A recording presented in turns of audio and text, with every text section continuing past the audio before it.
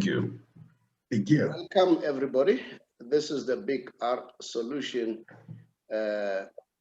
channel, the YouTube channel. You know that what we are doing in this YouTube channel, we educate our public out there about money, because money is important, man. You like it or not, everything is money.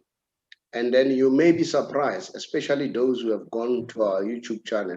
You'll notice that we are doing sports, but currently we are doing soccer. Then you may ask, why these people are they doing so? Because it's all about money. Everything is money. I'm sure you have heard now there's a Super League, there's a controversy around the Super League. It's all about money. If you ask, where does it start? It's all about money. So that is why we do those things. The big R stands for all the positive R words in English, such as reading, research, responsibility, results, resilience, you name them, all of them, relationship. So that's all what the big R stands for. My name is the Saubrey Boys Walefatsi from the big R. And then today I'm having the NCT with me. And then I'm gonna introduce Mr. Lolwane, which is Nelson. So you'll pardon me when I call him Nelson. He has given me the permission to call him Nelson. Nelson, welcome to the show. Will you kindly introduce the team that we have on the show? Absolutely. Thanks very much, Saubrey. And we're privileged that we have been requested to attend this particular discussion as a panel group from the National Consumer Tribunal. I am the corporate or chief operating officer of the organization. I've been here for now 2 years in this particular role. I was corporate service executive before this role. On my right, and I'm facing the camera, is Advocate John Simpson, who is a full-time tribunal member who's responsible for the management and the approval of what we call debt rearrangement applications, commonly known as DRAs. Going down is Mr. Rabotapi, who is the registrar of the NCT, and that's really is where the administration of the court processes takes place. He's got a big team in his office that manages those processes. And then you have Mr. Nomvete, who is the Chief Information Officer, and he is the expert in IT industry and has brought a number of innovations at the NCT by bringing in all kinds of efficient and modern kind of services that make our lives easy. Our case management system has been improved over a period of years since 2014 or 13 until now, and he will talk about some of the advancements and the introduction of various applications that make us to process cases of the consumers efficiently and expeditiously. So that is the introduction. I saw that you had a number of questions to ask. I thought by way of setting the tone for the discussion, I should just highlight 1 or 2 or 3 points, and then we can let the colleagues who are actually specialists in their area. John is a tribunal member who basically is like a judge. He sits in the tribunal hearings and he listens to the parties' arguments and submissions, and then he makes a ruling. So he's very much involved in the day-to-day intricacies of applications that are called debt rearrangement applications. So he can talk about a lot of things, experiences there that he's got.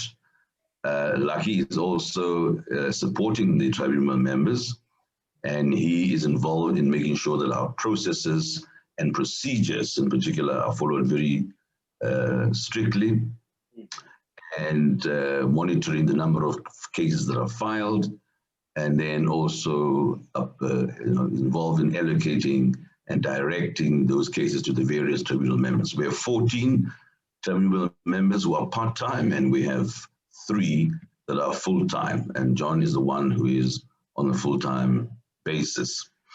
And then, of course, banks is the support, make sure that our systems work. He'll talk about later where he introduced the online adjudication. As you know, because of the COVID-19, the whole idea of coming to our offices and traveling. Some of our tribunal members come from far. For example, Eastern Cape. They have to, fly through, and we pay for those costs. And car hire, and sometimes we have to book them in hotels and so on. So the innovation that John has put in has really saved a lot of costs for the tribunal. So we are now holding these online adjudications, online, and it has shown to be a very, very successful and expeditious way of finalizing cases. And we continue to be on a continuous improvement to make sure that we are completely in line with the 4th Industrial Revolution. So we're grateful for that. And these are the specialists that will give more input on what else we do in the organization. So I thought by start, I'll just get on and give you a bit of overview of what the question that was asked was, why do we exist as the National Consumer Tribunal, and what is our purpose? So I'll start by saying the old Credit Agreement Act of 1980 was abolished because it did not provide sufficient remedy or treatment of consumers. When the National Credit Act was introduced and passed in 2005, it enabled the National Consumer Tribunal to be in existence. In other words, it established the NCT, and that is provided for in Section 26 of the National Credit Act. Section 3 of the National Credit Act deals with the purpose of the Act. And basically, in a nutshell, it is to regulate consumer credit, to make sure that things that did not exist in the old Credit Agreement Act of 1980 must now be introduced to make sure that there are important elements such as fairness, such as transparency, such as the expeditious processing and managing of cases, to make sure that the consumers are not held in a long period of time waiting for finalization of their matters. So it is an important entity that regularized that type of thing.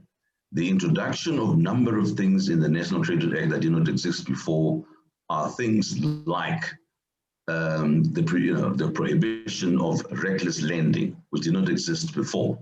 So again, that whole idea is to make sure that creditors and service providers do not go around loaning and advancing credit to consumers who are over-indebted and are not able to pay for their debt.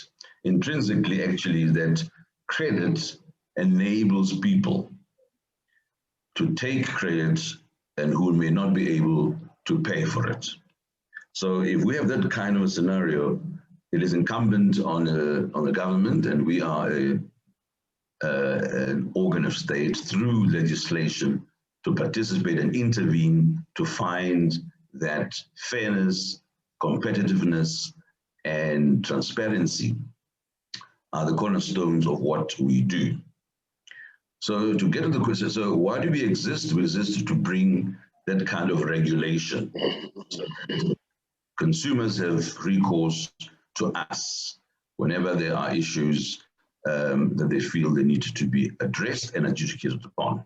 There are other entities that work with us, for example, the NCC, the National Consumer Commission, which refers matters to us for adjudication. That NCC is an investigative body which determines the complaints or whatever it is be brought to them by the consumer wanting assistance.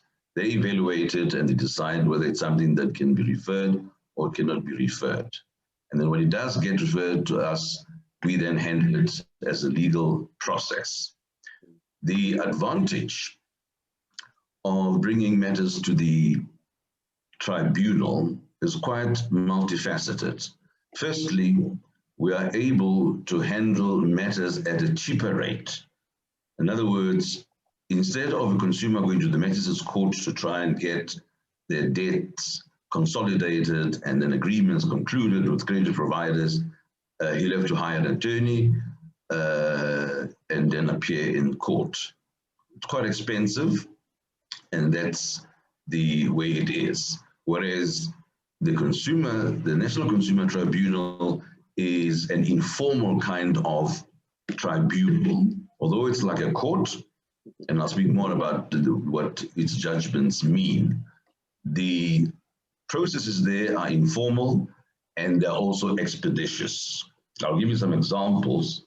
For example, in the financial year, and it's in our annual report, 1920, there were 28,292 cases that were filed, out of which 25,000 were finalized. So just about a huge bulk of those cases were dealt with. And that's where the expeditiousness of finalizing matters comes through. If you go to the magistrate's court, the process is very long, cases are postponed and forever, and there are all kinds of things, and things are a bit slow. It's also expensive. What happens with us is that a intermediary like a debt counselor who acts on behalf of the consumer prepares all the agreements, and he negotiates on behalf of his consumer with the creditors so that they can consolidate his debts, and then he arranges and brings them to us. Once the agreement has been reached with the creditors, then it comes to John, and it is then made an order of court, a consent order that every parties have agreed, and then the consumer affected will then start paying those debts according to their consolidated kind of payment process.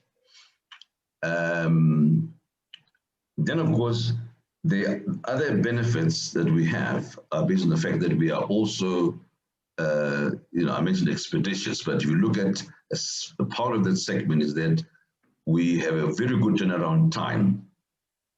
And I'll give another example that, for example, in the same year, the financial year of 1920, we had cases of DRA. Now, DRA is debt rearrangement applications. We had about 70 that were finalized. We had a number of those that were finalized, but they were done within 70 days. Whereas with the non-DRAs, it takes 20 days to finalize this from the close of pleadings to the issue of summons. With the DRAs, it takes 70 days from the date of filing of the application to the date when John issues a consent order. So when you look at all those stats, you will see that the period of time is shorter, and because what we're trying to do is to bring justice and fairness to our consumers instead of having long-winded and convoluted processes to eventually come to a conclusion so that they are assisted. Now, in the early years, the National Consumer Tribunal was established in 2006 through the National Credit Act, which was promulgated in 2005. And I can tell you that in 2011, 2012, we only had cases that are less than 2,000 for the entire year that were filed. So you can see how exponentially the number of cases have grown from 2011, 2012 to now, because we're now filing, over 29,000 or around there cases that are being handled. So that also shows that the consumers are finding the usefulness and purpose of the the National Consumer Tribunal to be quite significant and quite useful. And for that reason, these applications are increasing. I may also say that there's a very strong possibility when the regulations of the new act, the National Credit Amendment Act that was passed on the 15th of August 2019, which have added more benefits to consumers to alleviate their problems. It's called the debt relief law, really, where the whole idea is that, if you meet certain criteria, the consumer will be able to successfully get his debt completely expunged so that you are no longer in debt at all. And here we're looking at, and apparently, according to the research you've done, there are almost 700,000 cases that need to be dealt with, and they need to come to probably start at the NCR or NCC, and then eventually be brought to us for adjudication. This also means that there's a possibility that we will have to expand in terms of getting the resources, i.e. hiring more tribunal members and possibly hiring additional staff to be able to handle these huge volumes of applications that are being brought to us. So then the last thing, of course, is that the National Consumer or National Credit Act also plays along together with the Consumer Protection Act, also trying to help and make sure that the consumers are dealt with properly. I've mentioned the part that the old act of the Credit Agreement Act of 1980 did not have certain things that we now have, like reckless lending, and also allowing consumers to have cooling off periods after they've concluded the agreements to decide whether they want to go ahead with it, and so on. So it's a balancing thing to say service providers must be careful about how they deal with the consumers, and we want to make sure as a court that there's always fairness and there's transparency.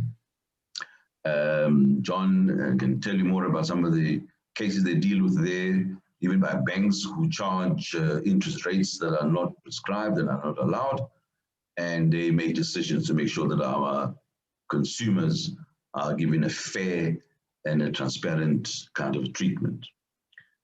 Okay, so I think I'll pause there as a way of introduction, and then allow other colleagues to comment, and then take questions, and then have a discussion. Thank you, sir. Thank you very much, Nelson. It was a very helpful introduction, because at least it gives us an indication of what is happening at the tribunal. I wanted to say, in a lighter note, have you considered to go into broadcasting? Because your voice qualifies that. and then advocate. I think we'll be talking to you largely before I can allow other members to add. I want to ask a few questions on your input, Nelson. I heard you saying, due to COVID-19, due to this new normal, now we are using the technology now to conduct the cases. And I'm tempted to ask, don't you think that probably this is how it should be done going forward?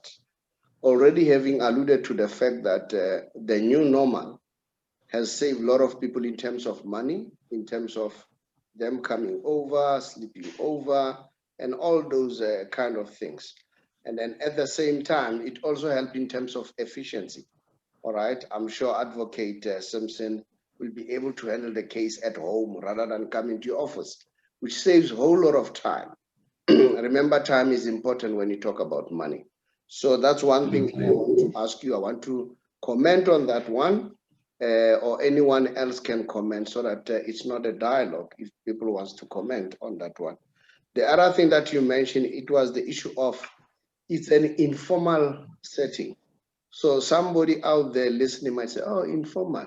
So it might not have that impact compared to the court? I'm sure John can talk better here to tell us whether. And then couple that with John, the order that has been issued by the tribunal, what effect does it have?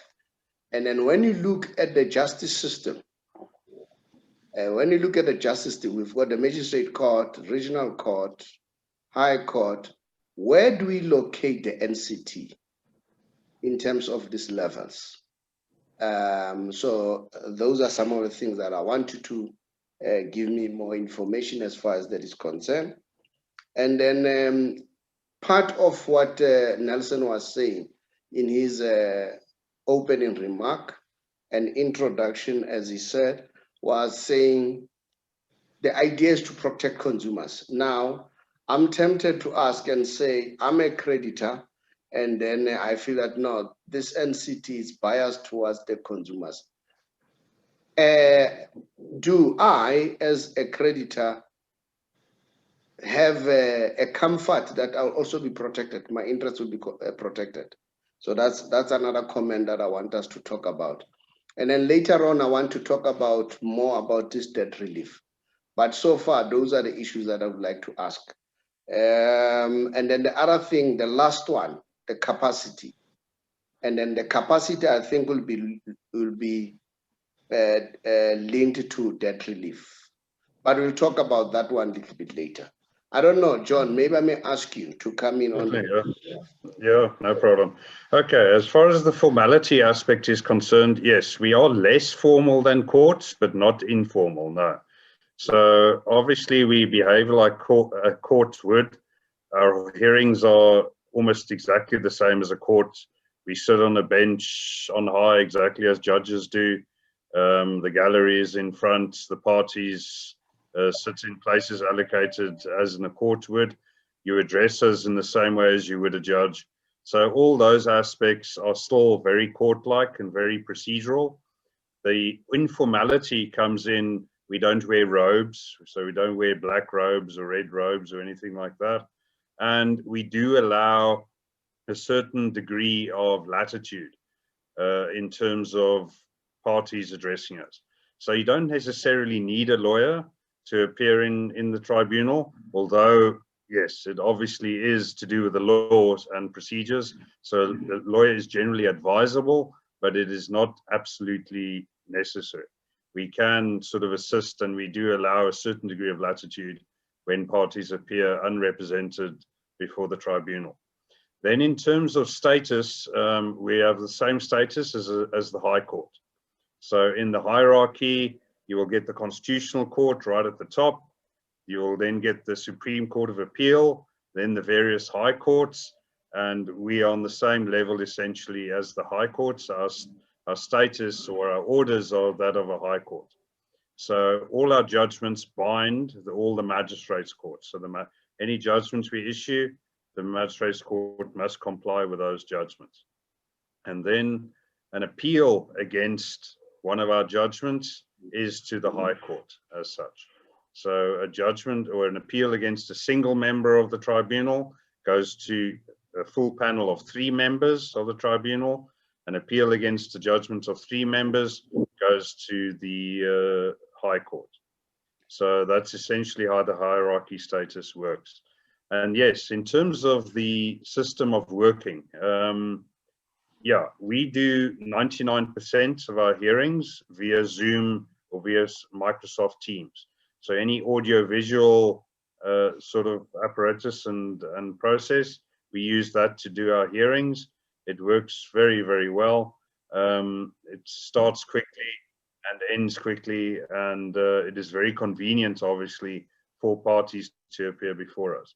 So there's no problem with that at all. It works very well. We've been using it now for just over a year since the lockdown process started, and we found it works extremely well. We still hold hearings, obviously, in person at our court, with the tribunal courts in Centurion, but that's only for, if I can describe them as big cases, where there's a number of advocates appearing or attorneys, and there are witnesses, for example. we found it's better to hold hearings in person if there's witnesses. So those are the only sort of general cases we hold physically in court. Okay. So, I've got that one.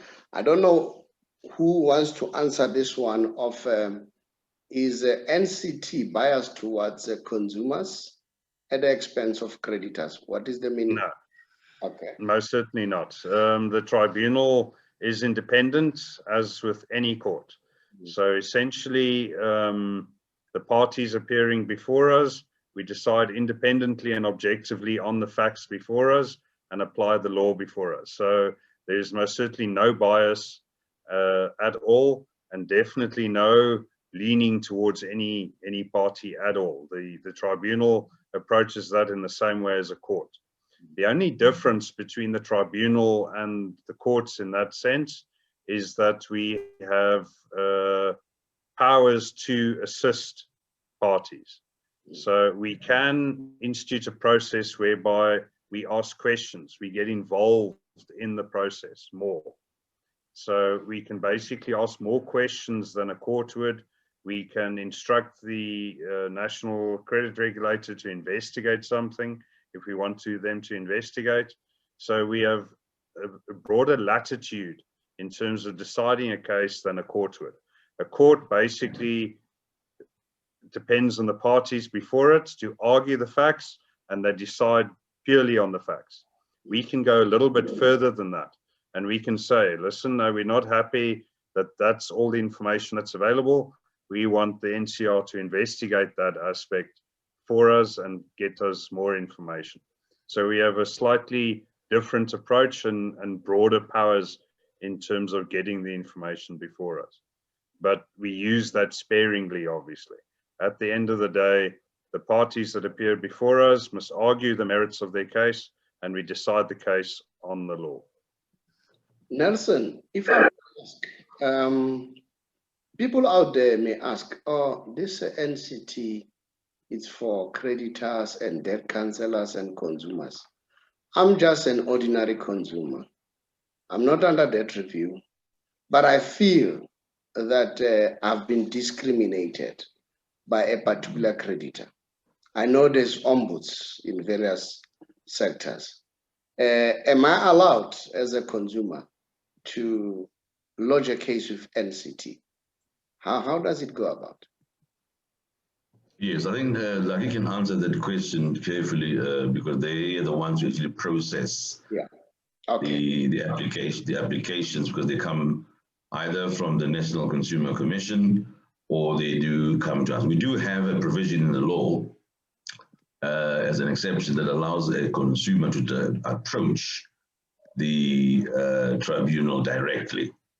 But I think that Lucky answered that question accordingly. Thanks. And Lucky, before you come in, also give us examples, if there are examples, of what kind of cases that have been brought forward by people, ordinary, not people who are in debt counseling or in the credit industry. Okay, thank you very much for that. As Nelson has alluded to, we have mainly two types of complaints that we handle. It's your debt review applications that deals with the debt counselors bringing applications to us, which John has touched on briefly. Then we have what you call the non-debt rearrangement applications. These are your general applications, like the question that you're asking now, that can a consumer bring a matter directly to the tribunal if they are not happy with a credit provider or whatever service provider that they were engaging with. The reality is, the process that we have is that as a consumer, if your matter is based on a complaint in terms of the Consumer Protection Act, you have to first refer the matter to the National Consumer Commission for them to investigate the complaint. If the matter is about credit related, then you have to refer the matter first to the National Credit Regulator for them to investigate. Now, these two regulators, if for whatever reason they don't want to pursue your matter further, they issue you with a letter that is called a letter of non-referral. That says that we as the regulator will not be referring your matter to the NCT. That letter of non-referral is the one that gives you the gateway to come to the tribunal. then it means that now you can present your matter, then you come with that letter of non-referral that shows that you have actually tried to resolve the matter and you have reported the matter to the regulator, and the regulator have decided not to pursue the matter, to bring the matter to the tribunal.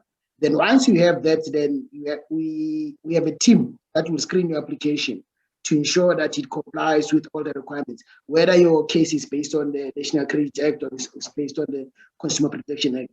And once we have found that you qualify in terms of that you meet all the filing requirements, then we issue a filing notice to all the parties. Then the pleadings are opened. Then the matters, there will be an answering affidavit, there will be a reply if there's a reply, and the matter now is prepared. Then when the matter is ripe, then we set the matter down for the tribunal members, to deal with it in the court of law. So there is another provision, as Nelson said, that allows a party to come directly to the tribunal without having gone to the regulators. But now you have to apply through the executive chairperson for permission to bring that application to us.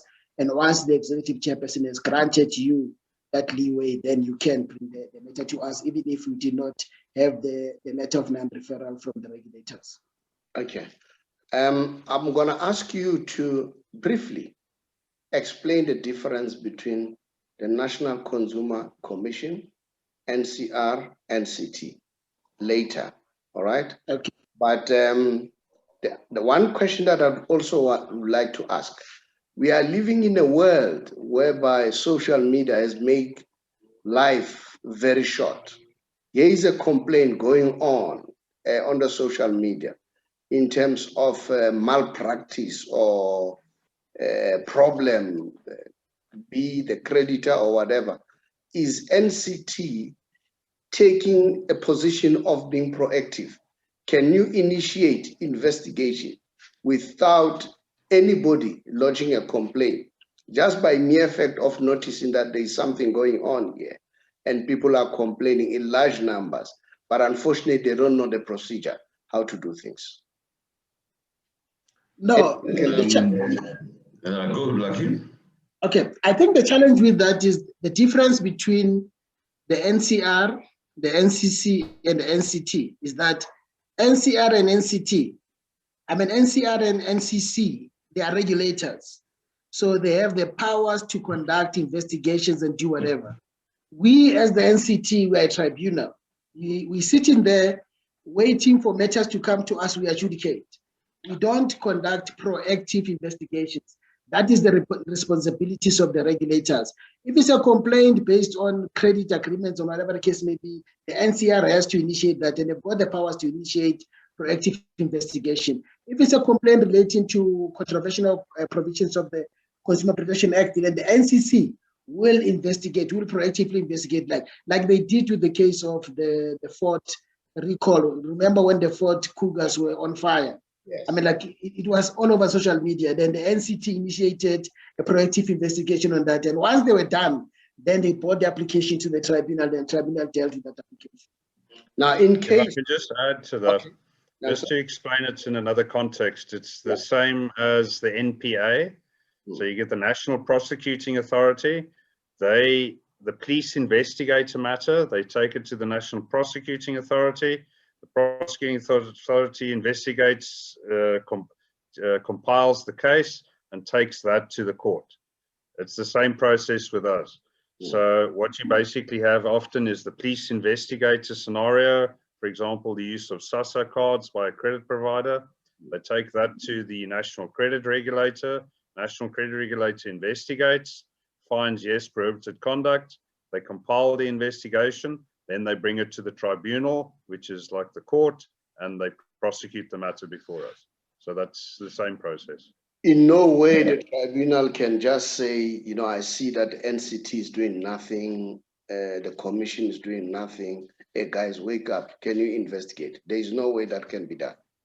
Well, we are the same status as a court, so there's no way a court will get involved in things like that. We adjudicate on the evidence before us. Okay. The court will never go out there and start making media interviews and saying something's happening here, investigate. We have to stay totally objective and totally independent. Okay, let's follow what Nelson requested earlier on. There's anyone who wants to add? I want to talk about debt relief, but I'll talk about that later if there's somebody also to add on any other information that needs to be done by the public out there. There's anyone? Okay, if I may add on the processes, apologies, Bex, if I may add on the processes, the difference between us and the courts is that when parties file in court, they file their documents, and if there's a problem with their documents, that is determined and found when the matter is before the hearing, when people are raising all those issues. But what we do as the office, we don't assist the parties, but we guide the parties. Like if a party brings an application and we find that the application is not meeting the requirements, we respond back to the parties and say that your application does not meet the requirements in terms of 1, 2, 3, and 4, and you need to do the following so that your application complies. And in that way, we found that it has assisted consumers, especially those that are not represented by attorneys, because those that are represented by the attorneys, they will have the attorneys doing the research and trying to find that. But an ordinary consumer who's not represented, in most instances, they don't know what to do when they have to bring the matter to us. We don't advise them, but we guide them in terms of what is needed for you in terms to file, to make sure that your filings comply with the requirements. And we try to be as professional as we can. It doesn't matter who the respondent is or who the applicant is. If the respondent has got an issue, even if it's a big company, we do tell them that your responses does not meet the requirements. Also, you need to do 1, 2, 3, and 4 to ensure that it meets the requirements. This is done so that when the matter goes to adjudication, the tribunal members don't have to deal with a lot of pointing liminence, whereby somebody is questioning the issue of service.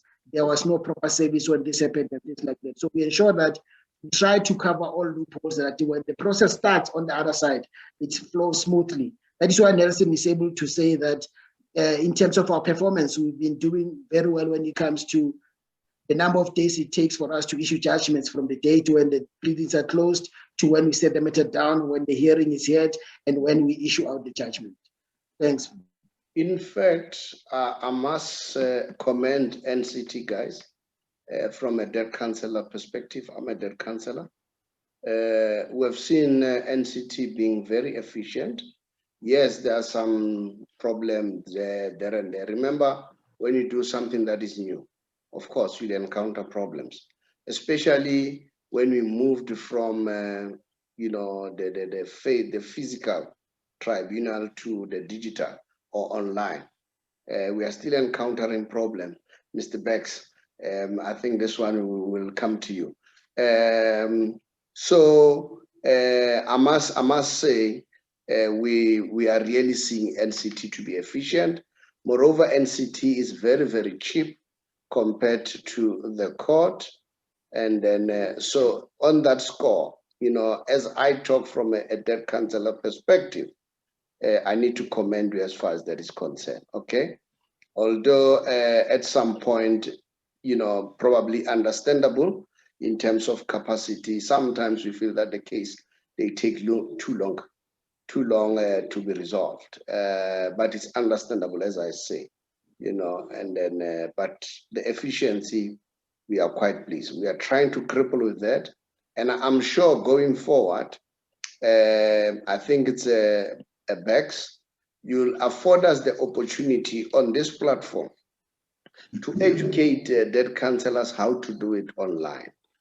Absolutely. Because that's very important, Yeah. And then, Nelson, one of the questions that I was asking was, although John tried to answer it, but he didn't answer exactly what I wanted, was to say, going forward, are you considering to use this online, this new normal, or you want to go back to the old normal after this COVID-19 has passed?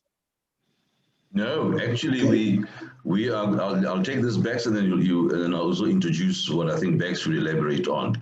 Yeah. Because of the fact that the case management system that was introduced already in 2014, and I think the online adjudication was introduced, came and went live in 2019. where the tribunal members can now handle matters online without physically going to the office, especially the debt rearrangement applications. We started with those because they were, they're quick. There's an agreement. They must just check that the documents are right, and then the tribunal member grants an order. Then we have the non-DRA applications, which are the ones where matters are opposed. At the beginning, we were having those held at our premises in the courtroom, but there's been some advancements where some of them are now held also online, unless there are witnesses, depending on the number, then you probably need to hold those hearings at the office, but there are logistical reasons why that's the case, but technically those can also be heard online. So because of this immense advancement made, when COVID-19 came in, we were already prepared, because from the 27th of March 2020, when the state president announced the lockdown on alert level 5, where we came to a complete standstill, the National Consumer Tribunal continued to operate. We simply had our systems in place. We identified a number of employees that had to go to the office in the first leg of these alert levels. In other words, we had issued them with the permits, because we were also, by the way, regarded by the minister as an essential service, where we had to continue to work, keep the business going. But already everything that we did was automated. We could process documents, approve payments at home without having to get files. Files were scanned by those who did go to the office on those days, and everything went well. So because of that, there is no way of turning back. We also developed a working from home policy, which identifies a number of employees that should work from home, because they are based on outputs more than just physically come to the office and walking around. So we are definitely going to the full new way of working. We have allowed employees to work from any place, so long as they're available online. So you can work in Petersburg, you can work in Durban, so long as you're available online. So we're going to continue with these digital way of operating, even post COVID-19, because we are ready for any disease that's going to come, really, to disrupt our operations. So, and Bex can elaborate on that, because some of those advancements that they made from the beginning to now, including the upgrades of Microsoft 365. In fact, in the next few months, we'll be having to be able to make calls from our cell phones, from our laptops, to cut the costs of having to have a landline. So that is also in the future going to, Telkom, whoever it is that's supplying us with landlines, will become obsolete. We can make calls on your laptop and have discussions, all configured through the IT system. So we are definitely going forward in full force on the fourth industrial revolution. Bex, you can elaborate more if you don't mind, through you, Chairperson. Thanks, Nelson. Yes, let me start by saying exactly as Nelson has indicated, we actually, over the past 5 to 7 years, in fact 7 years, we've invested very heavily in technology to introduce the efficiencies and effectiveness that we take advantage of today. And of particular interest for this particular discussion will be the case management system itself. Now, the case management system, we actually went, as Nelson was saying, is an automated system which allows for filers, debt counselors like yourself, to file applications, in particular debt rearrangement applications, electronically. So from the comfort of wherever you are, you can capture a debt rearrangement application, namely the DC details, all the details in respect of a debt rearrangement application, which is DC details, credit provider details, and then now upload all the necessary supporting documentation. And by the click of a submit button, that electronically comes through to us. And then from there on in, it will go through the value chain processes with NCT, ultimately right up to the adjudication level, whereby the tribunal members will also, from the comfort of their own home or remotely anywhere within South Africa, in fact, anywhere within the world, can then adjudicate on that case and issue an order. The order, either a granted order or a refused order, that order is also issued electronically and mailed out to the, as soon as they issue it, it essentially gets mailed out to the filer, to the debt counselor. So it's all, this all happens in real, or those particular aspects all happen in real time. Of course, the adjudication takes a little bit of time, but essentially, as Nelson and John and Lucky have mentioned, it has allowed us to introduce a lot of efficiencies and much faster turnaround times in terms of being able to process these applications. So the e-filing, so I would encourage yourself, sir, as well as everyone else, to actually use the e-filing system. We also provide training on that. If at any point you are having difficulty in using it in terms of being able to capture applications, all you have to do is to call us, and on a weekly basis, we provide training programs. I think every Friday we have a standing one that you can call for, or you can call us and say, I can't make Friday, can I have my own training session? And we will one-on-one through Teams or Zoom take you through the entire process of being able to file an application. Now, the other great thing about this system, just from the e-filing perspective, is that in order for you to use the system, you have to create a user profile. So that means you register on the system. So you go to our website, then from the website, you can click on the application. Then from the application, you can click on the registration buttons. And then the system will ask you a number of questions, your DC details, and so forth. And then you submit your application of registration onto the system through to us. That will go through to Lucky. Lucky will then look at it from a compliance perspective or an acceptance perspective from our side to ensure that everything is 100%. And once Lucky from the registration side, registrar side is happy, that he electronically then approves it, and that electronically in real time comes through to us. And then we essentially activate the account. In fact, I activate the account. And from there on in, you as the debt counselor can then submit the applications using our e-filing interface. We also, for the bigger debt counselors who have systems, the current e-filing one that I've been talking about is a bit like the SARS e-filing.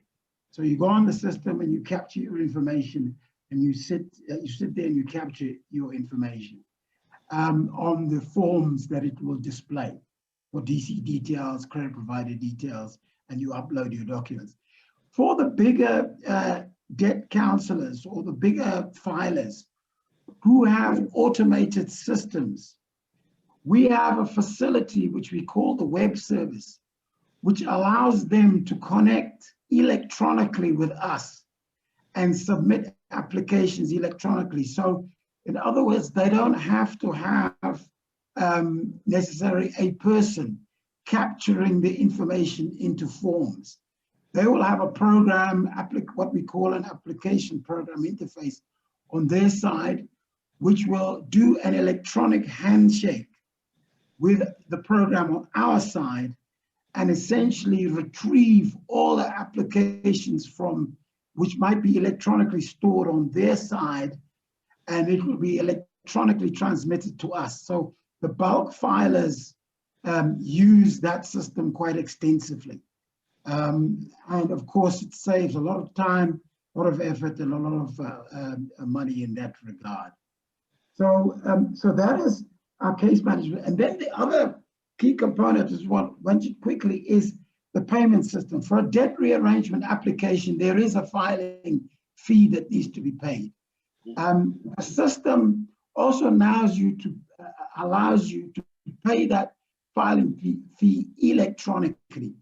So all you have to do to pay the filing fee is simply go into your bank and do an EFT.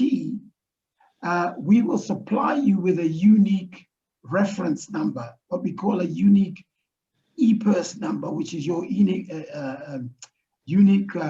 payment reference number. You use that, and then you can electronically make payments of your filing fee for those applications. You can make bulk payments. You can pay up to whatever. Say you pay 10,000 Rand. That 10,000 Rand is then credited to your user profile, and then you can essentially electronically file away. And as you file, the system itself will simply deduct what that filing fee is per application. And when your balance of 10,000 Rand, as per my example, is then depleted, then the system will essentially indicate to you that you have to replenish your funds before you can continue to file. So you won't be able to file an application unless you have sufficient funds in the on your user profile system. So yes, so that allows for a much easier filing process from the filers.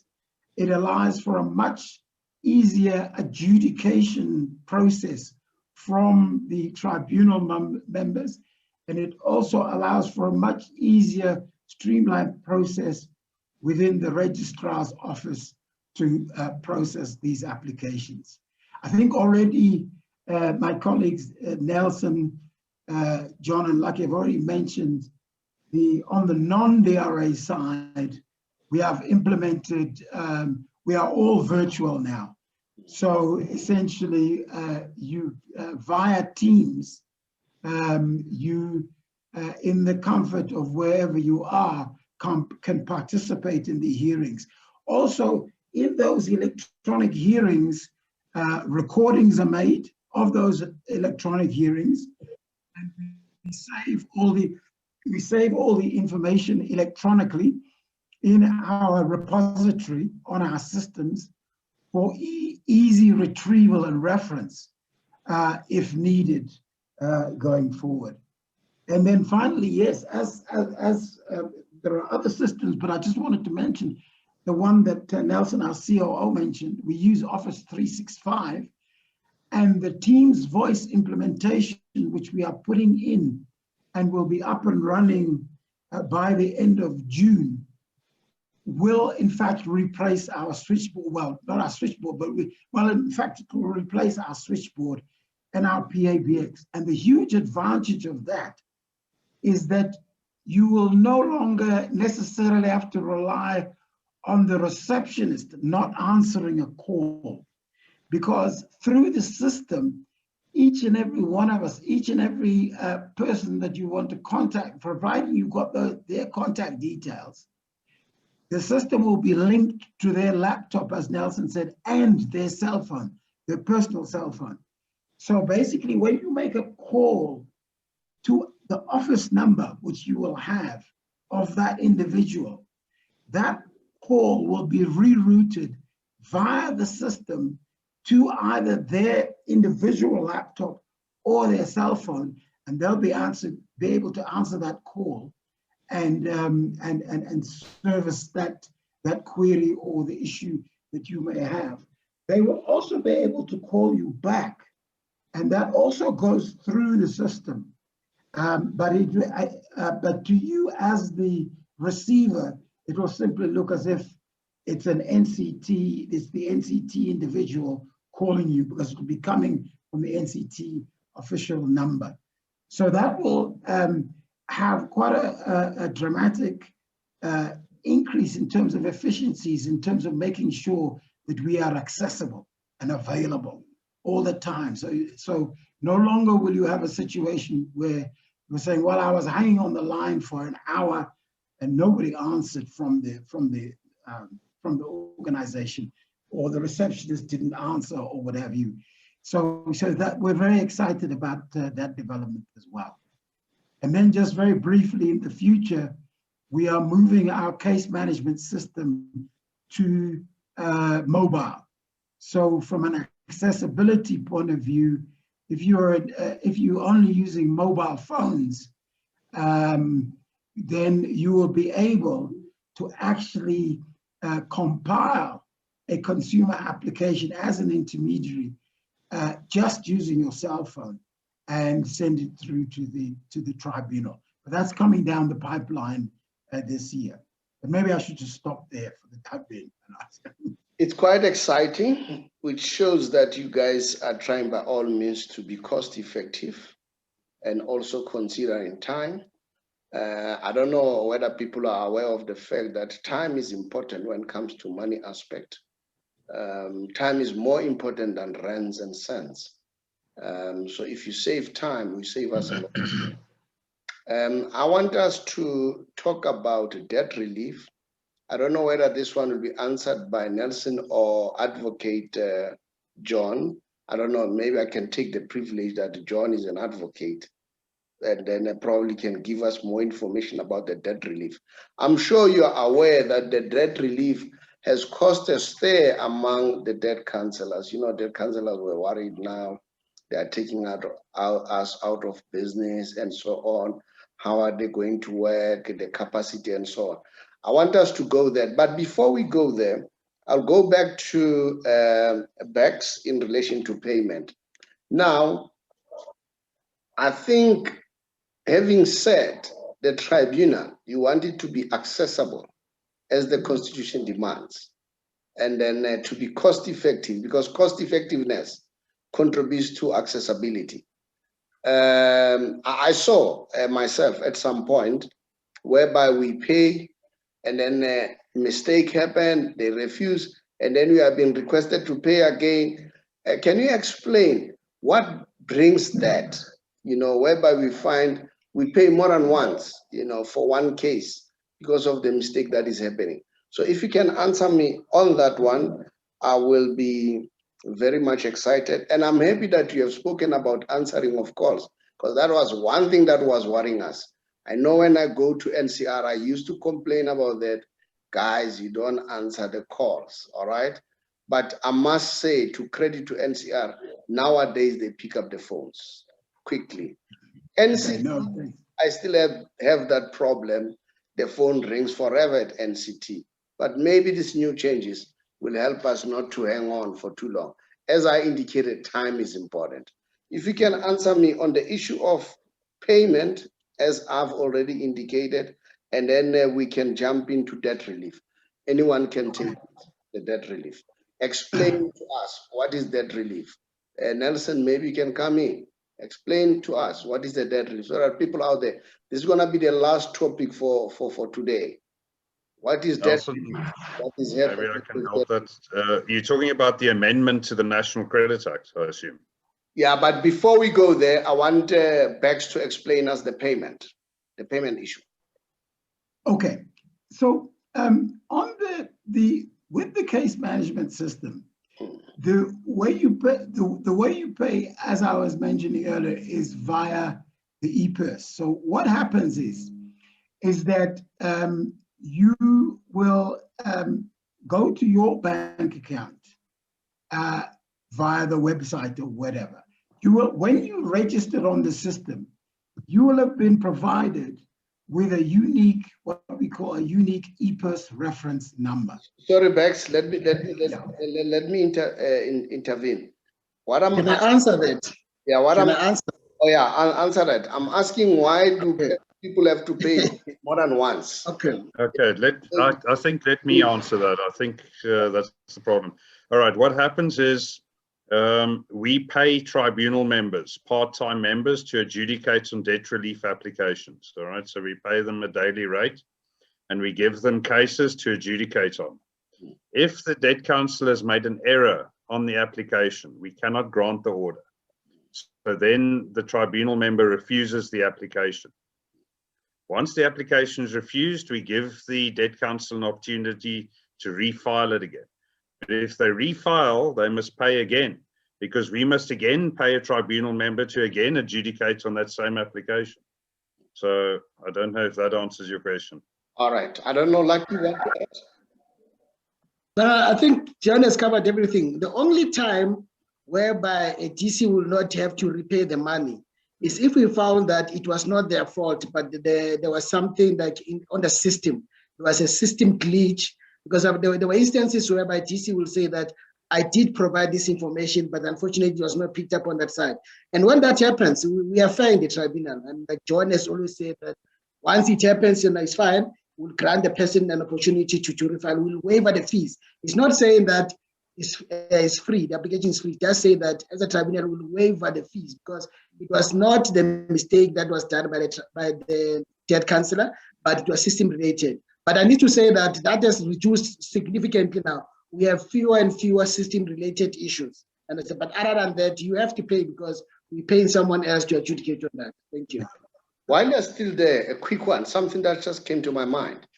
I had a case whereby we applied via the system correctly, NCT. The order was granted. But after the order was granted, I'm not going to mention the players involved. After the order was granted, one of the players' acceptance was not captured. And we had already submitted acceptance. Now the player had to go, and ask, let me rescind. How does that come? How does that come to how does it happen? If I may ask. I'm not sure what you're referring to. You say an acceptance letter was missing from the order. Yeah, that's the information that I got from a player. I'm not gonna. When you say a player, what do you mean? A debt counsellor? A creditor. Let me say a creditor. Creditor. A creditor said, credit provider. Yeah, credit provider. I got your court order, but your court order did not capture my acceptance, of which I'm not even sure whether you capture acceptance, but we know that we have sent those things. Now they were asking me that, look, we want to rescind the order. All right. And then, but what was a consolation for me, they said, it's not going to be on your financial implication or the client. It will be on our cost. So I want to find out what led to that. Okay, well, no, I think, unless we know the specifics of the case, we can't tell you where the error occurred. But the debt counsellor prepares the entire application. We don't prepare anything. We adjudicate on what the debt counsellor loads on the application. Yeah. So if any error was made, it's highly improbable that it was our error. We grant the application based on what the debt counsellor loads on the application. We don't load anything. The debt counsellor loads it. If, however, if a system error caused a problem, then the debt counsellor can raise it with the registrar or with BACS. They will investigate, see if it was a system error. If it was, they will send that to me and ask me that I waiver the refiling fee. And if it was our problem, I'll waive the refiling fee. No, I'm the debt counsellor on that one. That is why I'm asking. I know about it. We filed properly, everything was done correctly, but I was told that. But as I say, the creditor said, no, don't worry. It won't be on your side, the financial implication, or the client. It won't.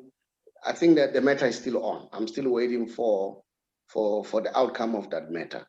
So I wanted to find out. Maybe you're not familiar with it, But I was talking about something that I know that happened with me. But nevertheless, let's move on. We'll deal with that one outside this arrangement. Now, the debt relief. If you guys can give us more information, debt relief. Okay,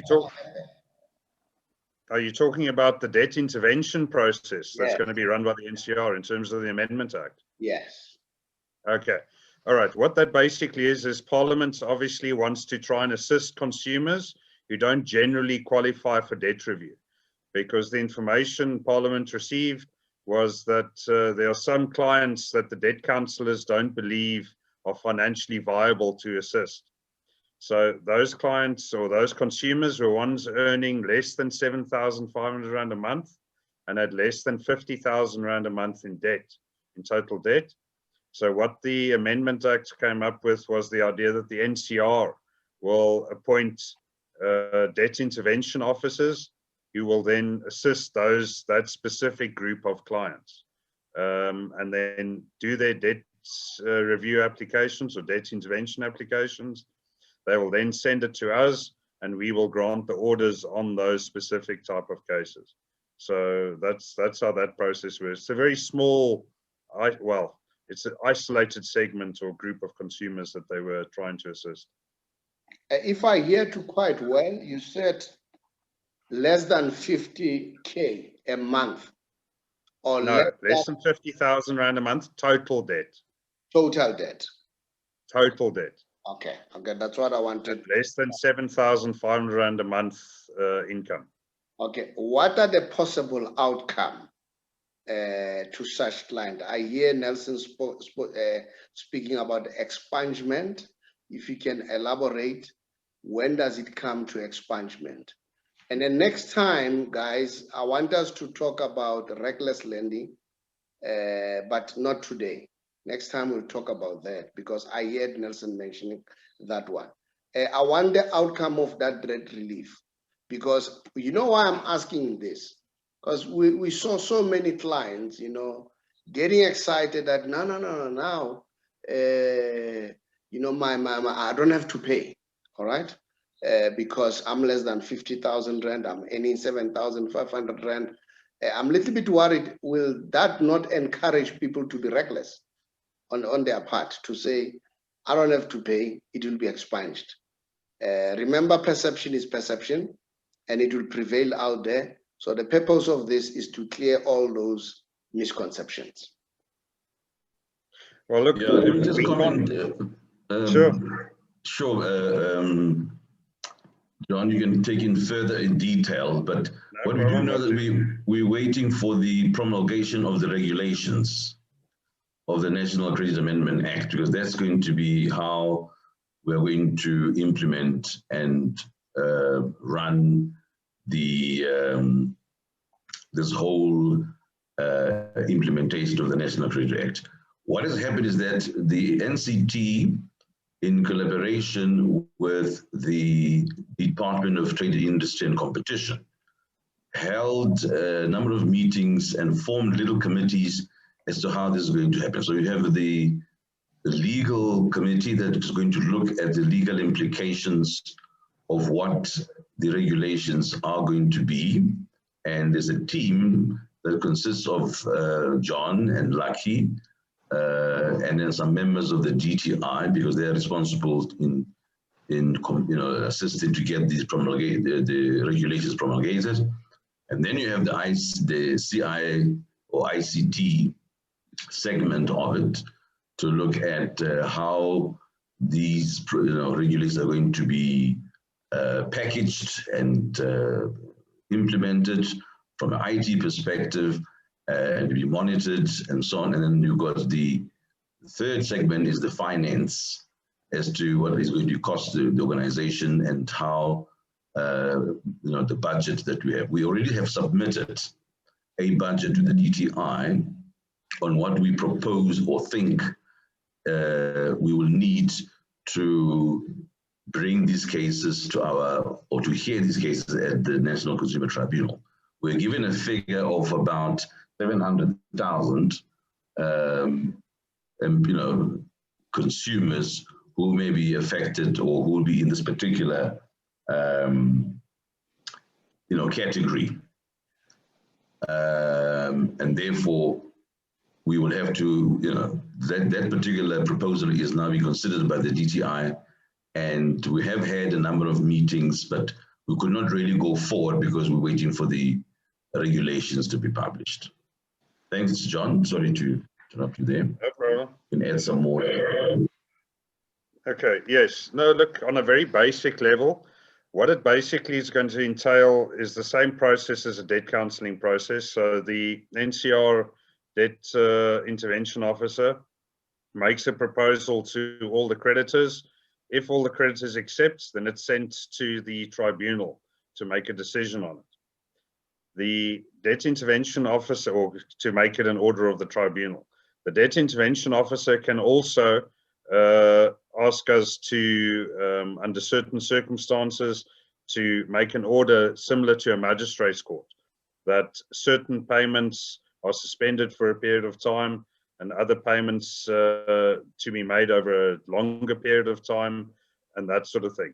And then we can determine whether the debt review process must continue for 1 year, 2 years, 3 years, whatever the case may be. If we place a person under debt review or debt intervention, and after a number of years, for example, they still cannot manage to pay, then the possibility exists that we can order an expungement as such of all the debts. But that will be under highly exceptional circumstances. But that is a possibility, yes, that the Act will prescribe. But it's only once the regulations are available that we'll have more sort of, or a better idea of the process and how the tribunal might possibly apply it. Gentlemen, thank you very much. I don't know whether Nelson, you want to add? Nelson? No, I think this is a very good start of a relationship with you. So whatever topics you'd like us to, discuss as a panel and clarity you require from us, I think the four of us as the four musketeers will certainly make ourselves available and, really explain and clarify so that you can help us to send the news out there to the consumers of their rights, particularly, as I say, always focus on this issue of expeditious finalization of matters. I gave you those stats to show how long it takes for a DRA from the time it's been filed until it's finalized. And we're making even more improvements. John has got an innovation where he's loaded tribunal members part-time and full-time, where they increase the number of cases they handle per day so that they get them done quicker. In the past, there were like 40 cases that were handled per day. John felt that it is possible to, stretch the envelope a bit, or rather some working requirements, and loaded the tribunal members with 80 cases.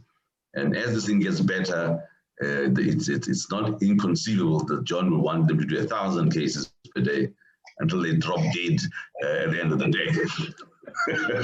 I have been accused of that before, true. Maybe John will consider to increasing the capacity rather than killing the few that he has. That should be the ideal, yes. Yeah, gentlemen, thank you very much. Probably going forward, you'll be gender sensitive, because I can see here. And then the other thing that I want to say, look, we're doing this for the first time. I'm sure there were mistakes somewhere, somehow, but that's how we'll improve. I always say to people, if you want to succeed, just dive in. If you know the slogan of Nike, just do it. Just do it. Yes, just do it. That's a good one. Yeah, and I always tell people and say, you look at Richard Branson, the way he does things, he doesn't mind. He just go in, just dive in. So I really appreciate it. Thank you very much. But one thing that I need to note, Nelson, there was a big light from your background. So yes, I saw that. Next time we need to sort that one out. Even you like a little bit, but now it's much better. But thank you very much, gentlemen. And then I will inform you once you have posted. Then you can look at it also, also take notes and then let us know how can we improve it. And then as I say, in future, I want us to talk also about reckless lending. I know we as debt counselors, we're having issues with the issue of reckless lending, but we'll talk about that. But thank you very much. I thank you for your time. Thank you very much indeed for your time. Thank you very much. Thank you. Bye-bye. Bye.